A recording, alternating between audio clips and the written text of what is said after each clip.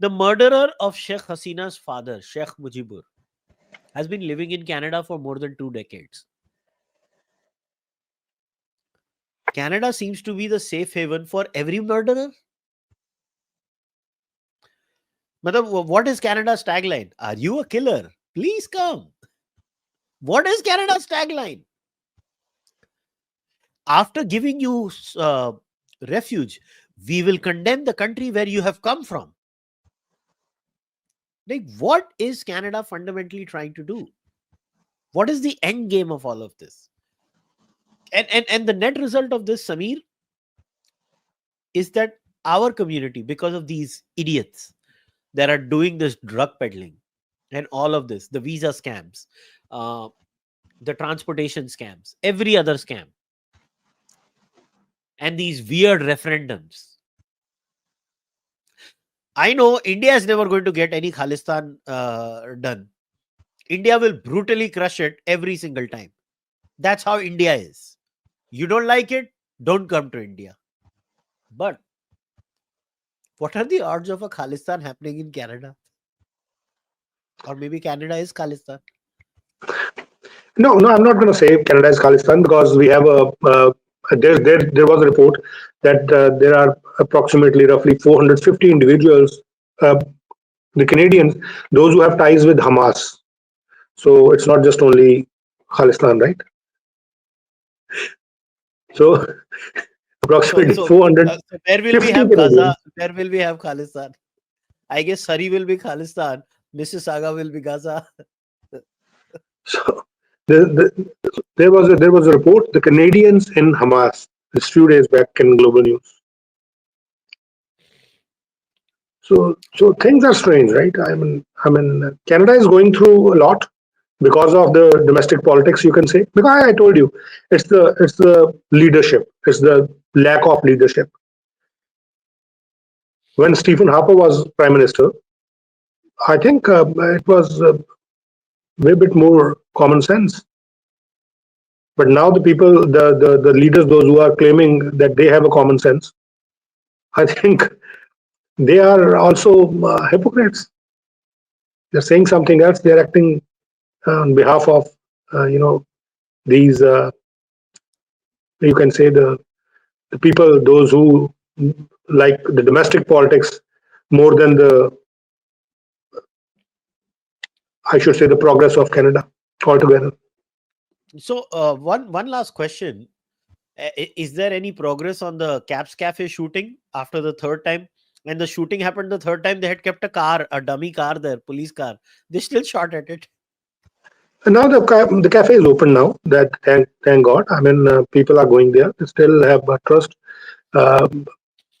Police, um, they are making sure that there are more boots on the ground. So it's a big challenge for police as well, right? They don't have those resources. They cannot charge. Can you imagine in British Columbia, they don't have authority to charge. They just can, they can apprehend someone. Like in India, that let's say if policeman can hold somebody or detain someone, but they cannot lodge a FIR. So over here, they cannot charge them at their own. They have to take that matter to the attorney, to the Crown Council, to the district attorney in India, as they said, Crown Council, the government lawyers, and the government lawyer, the Crown Council will decide whether the evidence which the police is providing are substantial to stay in the court. Only on that matter they will, or on those grounds, they will charge somebody. So police don't have that tool to hold somebody accountable. They cannot arrest someone and put a charge. You know what is fascinating is, in my research for this podcast, before I got in touch with you, I also came to know that, Canada does not even have like the RICO laws. Like, for those who don't know, Racketeer Influenced and Corrupt Organizations Act, that is a RICO law, which is basically very specifically built in America to tackle organized crime. Canada does not even have RICO laws. Man, Canada is a very beautiful country, let me tell you. And the Canadian people are very peaceful, mostly. Eh? Mostly. Let me tell you why I'm telling you. Canada was not prepared for all this BS. Canada was not prepared for all this BS. They were thinking that diversity is our strength. But now, under the garb of diversity, everybody is beating their own drums.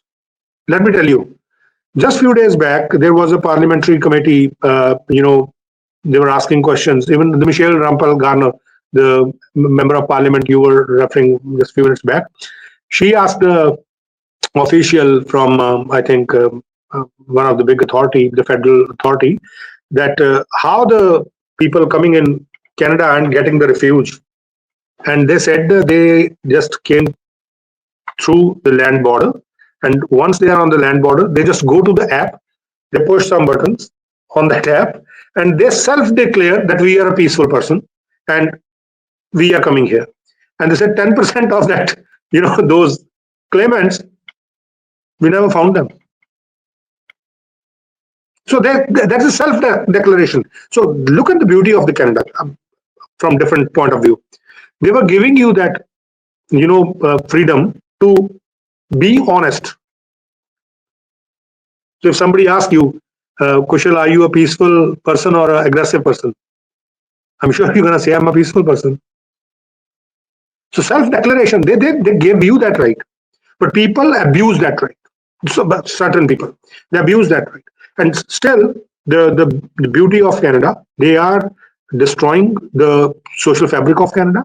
These aggressive people, or the extremists, I should say, they are our leadership is reluctant to take a stand.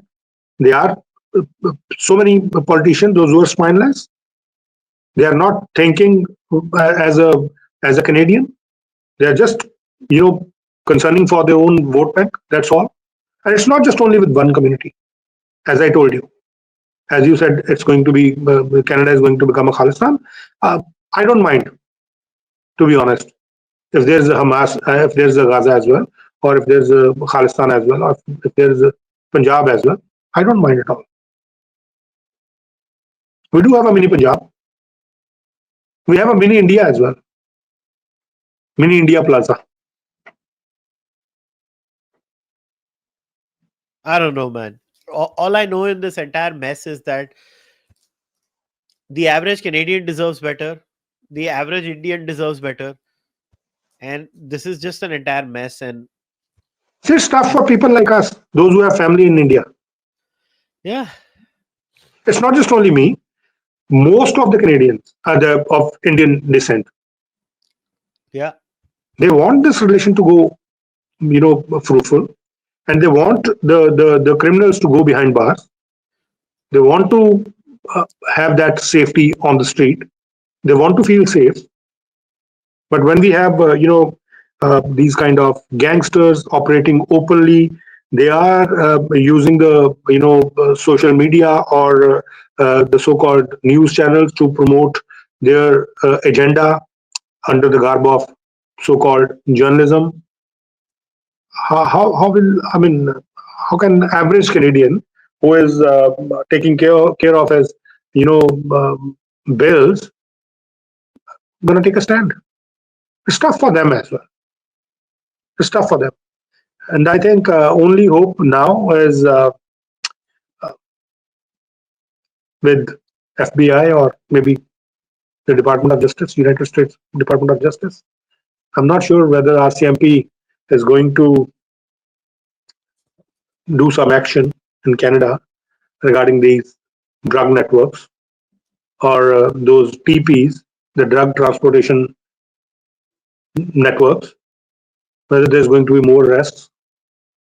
But I think, as you said, average Canadian, they need some better atmosphere here. They need to be educated about what Khalistan is. And I think a lot of these problems stem from the reality that over the last 40 years, different hues of Canadian politicians, and with exceptions. And the two exceptions I would say are Prime Minister Harper and Prime Minister Carney, one conservative, one liberal. They have actively, aided and abetted a lot of these things. And unfortunately, even the Canadian security establishment is not squeaky clean in this. It might have worked as a geopolitical ploy against India at some point of time, but times change, countries change. India has become far too relevant and powerful economically and militarily. Uh, it's sad, but Sameer, thank you for coming, and for all the wonderful work that you do, and keep doing what you're doing. And I wish you nothing but the best of luck. Thank you so much, and I'm thankful to you that at least you are giving your space to discuss these serious matters, and the people or the citizens of India, they should understand as well what the Indo-Canadians are going through, and they should, whenever they are sending their kids here or whenever they are visiting here, they should better know the picture and follow News Derby as well on YouTube. So, guys, we'll wrap up today's discussion. Like Sameer said, his X handle and his YouTube channel both are there in the description of the podcast. So if you've not subscribed to News Derby, do it right now. Keep checking out his content. You can also, if you've not subscribed to the Cārvāka podcast, hit that subscribe button right now. Like this video, leave a comment in the comment section. Also, you can understand why I do these discussions is not because I want to criticize Canada or criticize India. People don't understand, or it's just that I have come to a unique perspective because of the way my life is, where I have to spend a significant chunk of my time in Canada. And I love how every racist likes to tell me, oh, uh, why do you spend your time in Canada? I mean, I'm not fucking answerable to any one of you. You don't own me.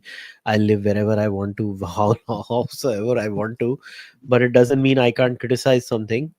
I criticize the Indian state apparatus equally, and I will criticize the Canadian state apparatus on this particular subject with all my uh, uh, might, as much as I want to. And if you have a problem with my half and half lifestyle, you can shove it right where the sun don't shine, because I don't care. Keep supporting the Cārvāka podcast, whether you're in India or in Canada. This is the only sane Indo-Canadian voice on Twitter, where I try to have honest discussions. I'll see you guys next time. Take care. Bye.